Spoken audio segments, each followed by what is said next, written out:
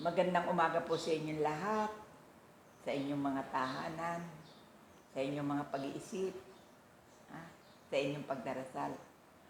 Muli po akong dumalaw, si Mother Paring. Narito po ako sa St. Joseph, Barangay Tabigigintaw, Bulacan. Ang akin lamang naman pong pagdalaw sa inyo ay isang pagunita sa paalala dahil napakarami po ng mga lumuluha sa mga karamdaman. Kaya kung sakali man po na lagi akong nagpaparamdam sa inyo, ito na po ang aking naging tungkulin. Palagay ko po hanggang ako'y nakakahakbang, nakakakita, hindi na po maiiwasan ng aking pagpi-Facebook. Pero ako din po nagpapasalamat sa mga nagaganap. Kasi itanong niyo po sa akin kung bakit. Kasi po, pag po hindi po ako nakasusunod sa aking mga misyon, ako po'y nangihina. Pero pag ako naman po gumalaw, talaga pong para po akong bata na magalaw dito sa loob ng chapel. Lalo kapag po may mga dumadating na nagpapatulong sila. Hindi ko po sila hiniiwasan pagkos ginagawa ko po yung aking magagawa. Siguro po talagang ganyan ang buhay. Dito po ako nakapain, dito ako nakalagay, ito swerte ko. Kaya po kung sakali man at naririnig niyo ako na ako'y nagpe-Facebook, sana yung aming mga paalala sa inyo huwag mawawala. Ang number 1 po sa ating naging buhay, ang pag-iingat po sa ating katawan. Lalo kung meron po tayo nararamdaman, huwag po natin pababayaan. Pero ngayon po nararamdaman ko, ang pangangati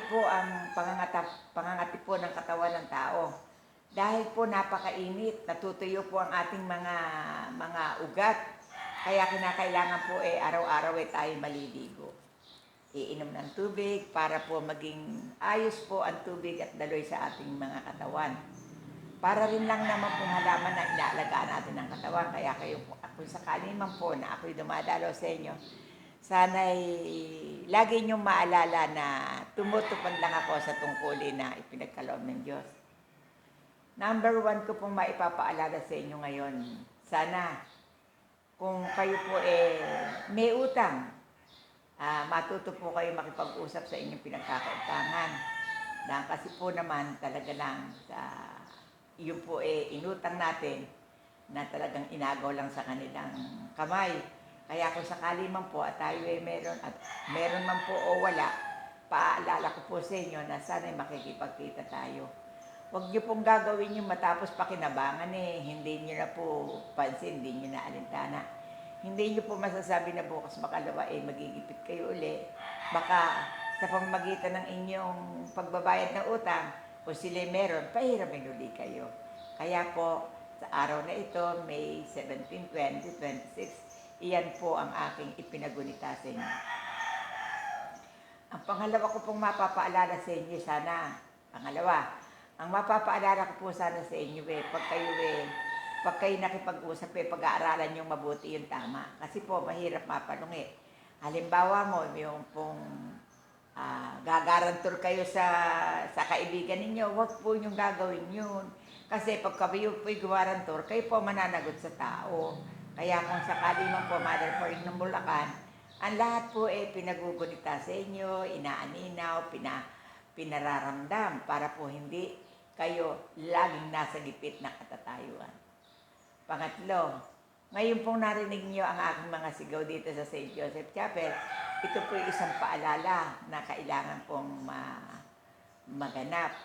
Kung kinakailangan po na ipaghalimbawa ninyo na pag-aralan nyo na, hindi kayo kasal, dahil kayo may anak na, kinakailangan po ito iakda na po ninyo. Kasi siyempre po, maganda rin po yung nasa katahimikan. Total po, sa tinagal-tagal na pag-aralan nyo na, ito na ang karapat-dapat, ito na ang dulo ng inyong buhay at dito na kayo napadlak. Kaya ito pong aking pagunita sa araw ng May 17, 2026, magiging malaga. Pang-apat, ngayon ko po napagtanto na kinakailangan po na ang ating pagsisikap at ang ating pagtitiyaga ang dapat maganap kung tayo po bilang ina. At kung kayo naman po ay may minamahal, kinakailangan po nito yung kayo baga ay marunong sumunod sa asawa ninyo. Kasi kapag po kayo halimbawa mo, kayo po nabaon na, may anak kayong 4, 5, 6, siyempre po nagsipag-asawa na yan. Hindi po natin kayang hatulan na hindi mag-asawa isang tao. Itanong niyo po sa akin, kumate. Napakahirap po na walang agapay, walang kasama. At sana na naman po, kung kayo pipili ng kakasamahin sa buhay, yung pong wag barumbado, wag matigas ang ulo, wag matutuusin. Kaya pag po nakapili kayo ng mabuti-buti na sa buhay ninyo, pakisamahan nyo na po mabuti at suklian nyo po ng tunay na pagmamahal at serbisyo. Kapag po totoo ang inyong serbisyo, totoo rin po ang bigay sa inyo ng inyong magiging katambal. Matapos po na sinabi ko sa inyo ang lahat na ito na paalala ko araw-araw, sana po maging karapat-dapat ang aking paalala. Huwag niyo pong pababayaan ang inyong mga higaan kasi po napakarami pong lamok ngayon. Kawawa naman po ang mga batang nilalamok. Kasi kung minsan po nilagnat, hindi naman na-dengue. Pag may kayot ng lamok, napagbibintangan ni na-dengue. Kaya ito pong aking pagunita sa inyo, hindi makasasama sa taong nakalilimot. Ngayon, babalikan po natin ang aking panggagamot. Ako po nagpaparamdam sa mga tao na para po maiwasan ang cancer sa bituka. Kinakailangan po ito lilinisin ninyo. Magpupurga po kayo. Lalakasan niyo po ang inom ng tubig, mga kapatid kong minamahal. Pag halimbawa mo naman po na kayo pidadialysis, mataas naman po ang creatinine ninyo, ay uminom po kayo ng dahon ng bayabas, uminom po kayo ng langis, uminom kayo ng gata, at ito po makatutulong sa inyo.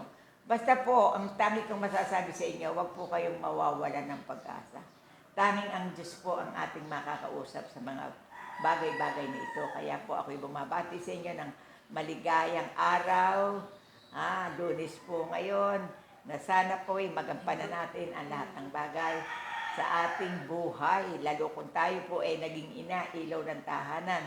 Kailangan po yan pag halimbawa mo po, kahit na malayo po ang mga anak ninyo, iyan po inanak ninyo, iyan po sakop ninyo hanggang sa dulo ng mundo. Kaya po, hindi po totoo yung kasabihan na pag nag-asawa wala na. Hindi po totoo yun. Kaya po kung sakali man po na ako'y nangusap sa inyo, sana nakapuntos man lang ako sa inyo sa araw na ito. Dahil ito na po naging obligasyon ko.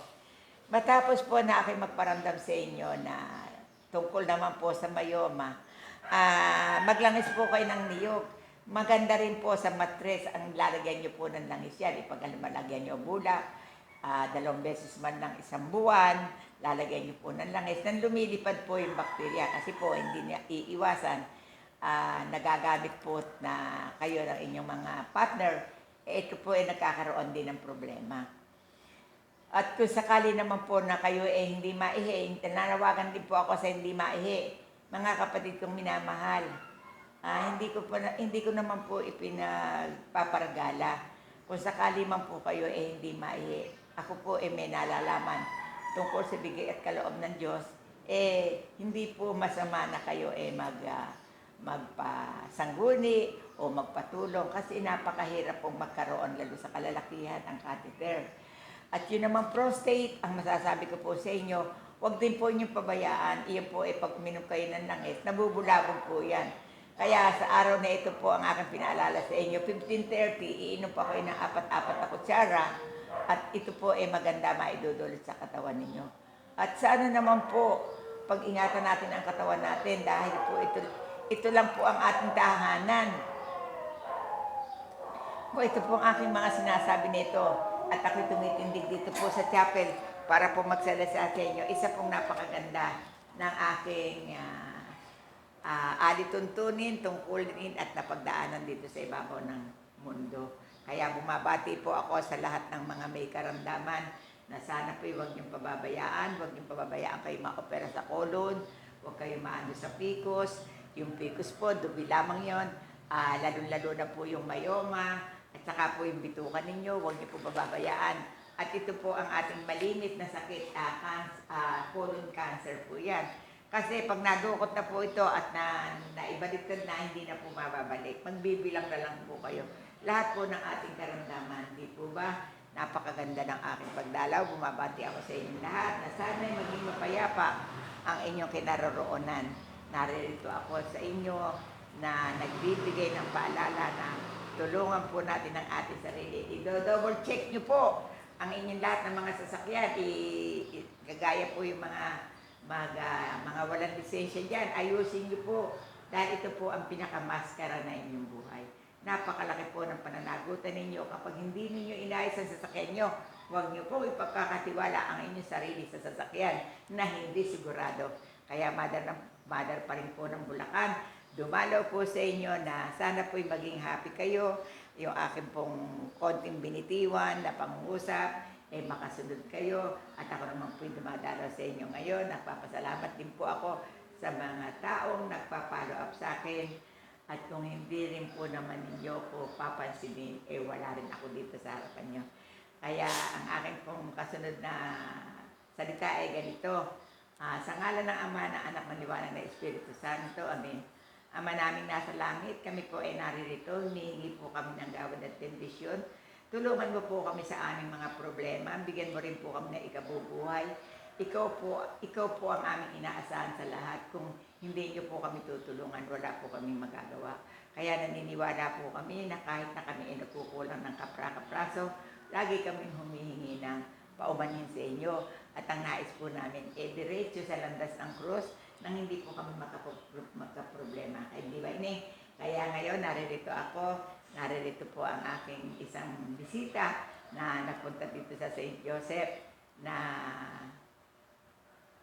may biyaya po para sa kanya. Kaya po magandang umaga. Salamat sa inyo. Tuloy-tuloy ang ating ginagawang paghakbang sa buhay na hiram. Diyos ang patnubay. Hindi ko na po pakahabaan at babay na lang po. Bye. Bye po. Bye.